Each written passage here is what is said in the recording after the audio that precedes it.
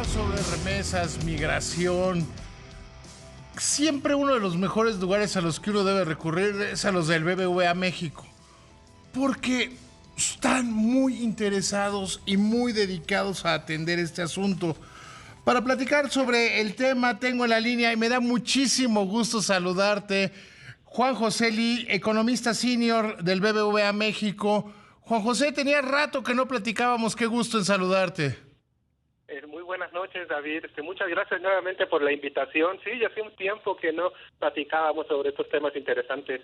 No, lo que pasa es que Carlos se agandalla con todo. Pues sí. No, no es cierto. Un abrazo con mucho cariño a Carlos Serrano. Oye, es un tema muy interesante. ¿Qué ha pasado en términos de remesas y migración durante los últimos tiempos? Pues bueno, en el primer tema de remesas, lo que ya habíamos anticipado la semana pasada, rompimos récord histórico, superamos por primera vez los 5,000 millones de dólares en un solo mes, en el mes de mayo, crecimos a una tasa de 14%, y pues ya estamos a un nuevo máximo histórico. Que parece que casi cada 3-4 meses rompemos este máximo histórico, y específicamente lo que ocurrió fue el reporte del mes de mayo, es que pues las remesas crecieron mucho más que otros meses, debido principalmente al Día de las Madres.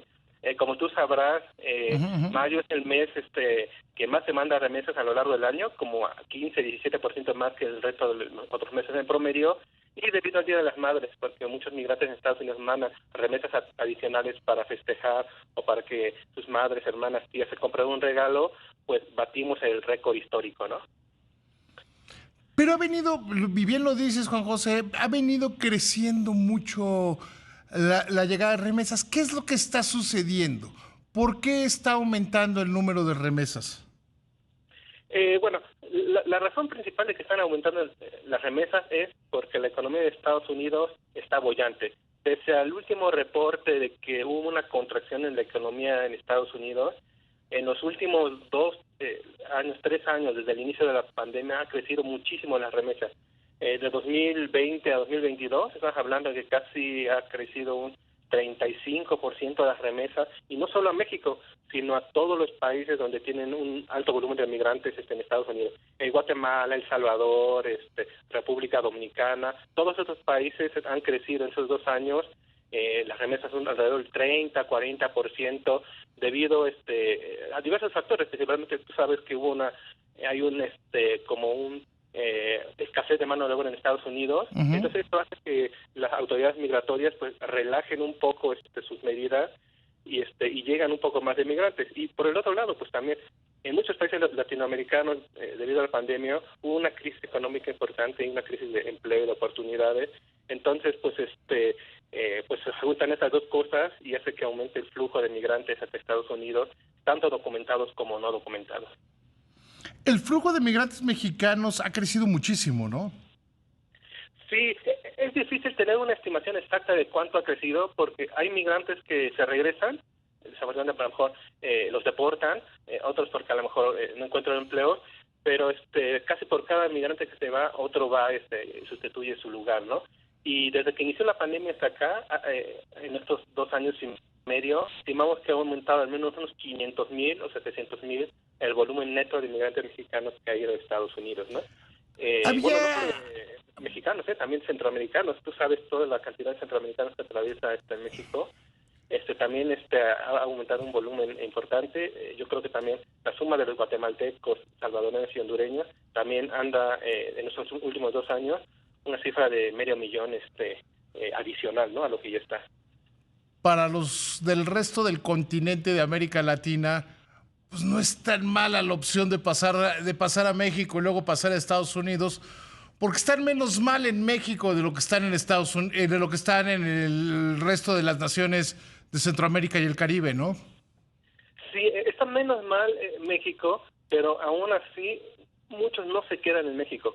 Tienen que, dado la gran diferencia salarial, están hablando de 4 o 5 veces lo que pueden ganar en Estados Unidos con lo que ganan en esos países. Por ejemplo, en Estados Unidos, ¿no?, con la crisis de la falta de empleo, hay empleos de $17, $25 la hora, y no se llenan. Entonces los migrantes les brillan los ojos, pese a los riesgos que hay para atravesar Centroamérica y pese a los riesgos que hay para atravesar México, toman esta ruta para llegar a Estados Unidos y bueno, desafortunadamente muchas veces llegan tragedias como lo que ocurrió la semana pasada, ¿no?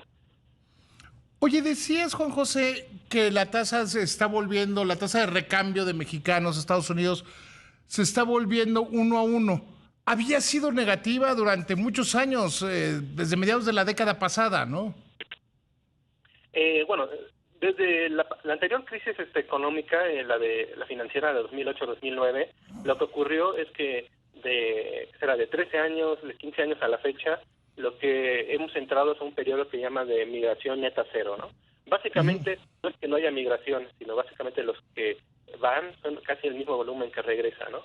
Entonces estás hablando que de 15 años para acá, el volumen promedio de migrantes mexicanos en Estados Unidos oscila alrededor de unos 12 millones de migrantes mexicanos, ¿no? De los cuales... Y se ha mantenido en los últimos 3 años.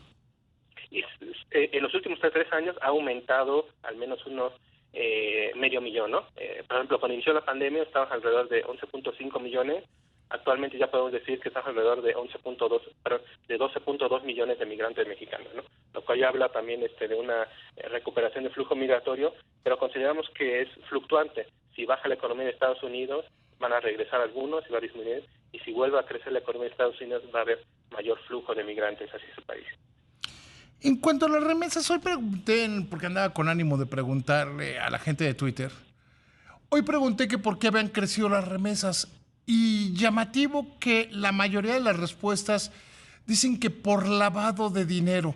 Desde el punto de vista técnico, desde el BBVA México, ¿sí se ve un fenómeno de lavado de dinero o es leyenda urbana?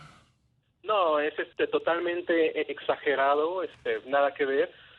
Justamente pareciera que mágicamente con el cierre de las fronteras en el COVID hubieran descubierto un canal que no habían visto en los últimos 10, 20 años para el envío de ese dinero, ¿no? Consideramos que es muy exagerado y claramente los números lo demuestran, ¿no?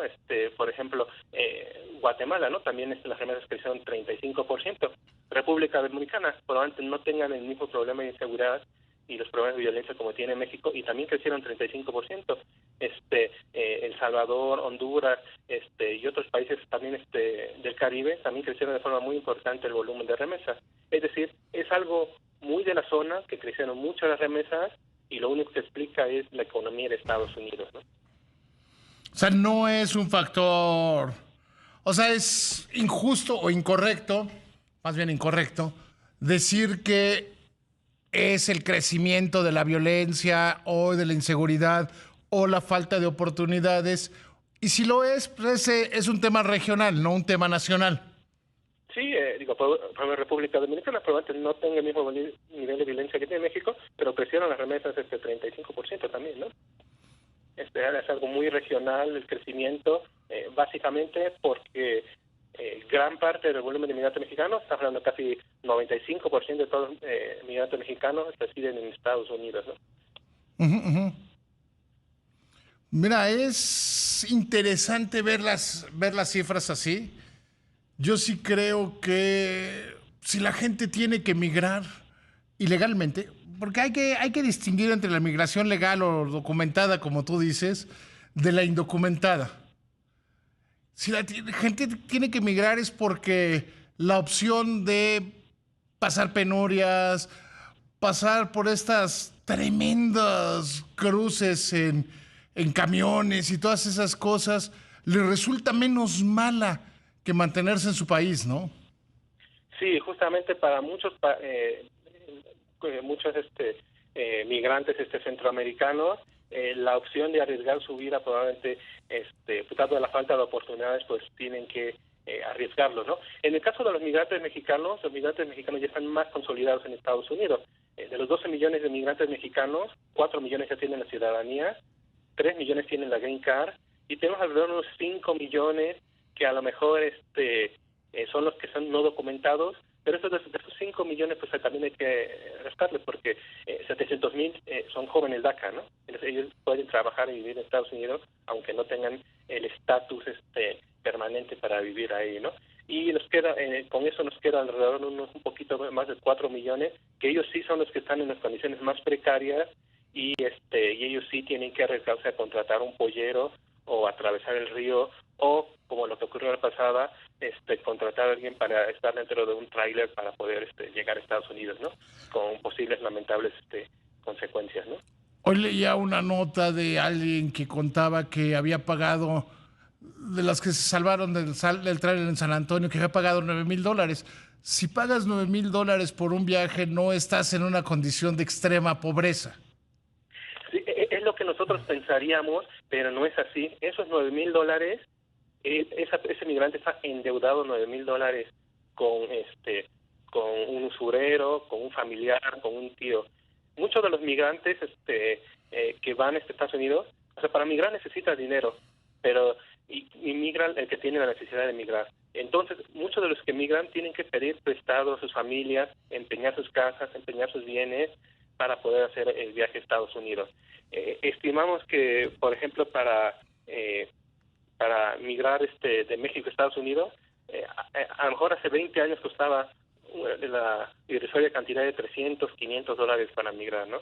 Hoy en día para migrar cuesta casi 150,000 pesos, 200,000 pesos y no te garantizan necesariamente que llegues con bien a tu destino. Ese es el costo base para poder hacer el intento para atravesar Estados Unidos, ¿no? Y eso lo podemos ver, por ejemplo, también con muchos migrantes centroamericanos que intentaron hacerlo en Estados Unidos y justo ahora del otro que quería comentar, que justo la semana pasada, sabrás que el jueves, creo, fue el jueves de la semana pasada, la Suprema Corte en Estados Unidos anunció ya por fin el término del programa que se llama Migration Protection Protocol, que a lo mejor nadie lo conoce con ese nombre, pero todo el mundo lo llamaba Quédate en México, ¿no? Básicamente los centroamericanos que llegaban a la frontera y pedían asilo, pues decían, está bien, inicia el trámite de asilo, pero te tienes que quedar en México en lo que dura tu trámite, que puede durar año y medio, 2 años, ¿no? Entonces, con eso, y en México esos migrantes están encontrando trabajo por los permisos especiales que da el gobierno mexicano. Sí, algunos se quedaron trabajando en México, pero la gran mayoría, la estrategia que implementó la administración de Trump, sí funcionó, porque la gran mayoría de estos migrantes se tuvieron que regresar, ¿no? O sea, se desilusionaron de pedir asilo en Estados Unidos y se tuvieron que regresar o tuvieron que atravesar de manera no documentada Estados Unidos, ¿no? Te agradezco muchísimo, querido Juan José, te agradezco muchísimo que me hayas tomado la llamada, te mando un abrazo y espero que no pase tanto tiempo antes de volver a platicar contigo porque siempre es muy interesante. Sí, no, deja cerrar algo muy rápido para comentarte. Tú sabes que viene la crisis económica en Estados Unidos. Si en los siguientes 3 meses no vemos que las remesas mantienen un nivel arriba del máximo histórico, estamos hablando de $5,000 millones mensuales en los siguientes 3 meses, que es lo que nosotros estimamos como línea base antes de que se dieran los datos de la posible recesión en Estados Unidos, probablemente ya estaríamos hablando de que posiblemente ya se están viendo los primeros efectos de una posible desaceleración en Estados Unidos. Entonces esperamos al menos los 3 meses siguientes un monto de remesas muy cercano a los $5,000 millones para que estemos al tanto de esto. Mira qué buen indicador sobre la recesión en los Estados Unidos. No lo había pensado así y me hubiera gustado haberlo pensado. Te mando un abrazo, queridísimo amigo. Un fuerte abrazo, David. Muchas gracias por tu invitación. Hasta luego.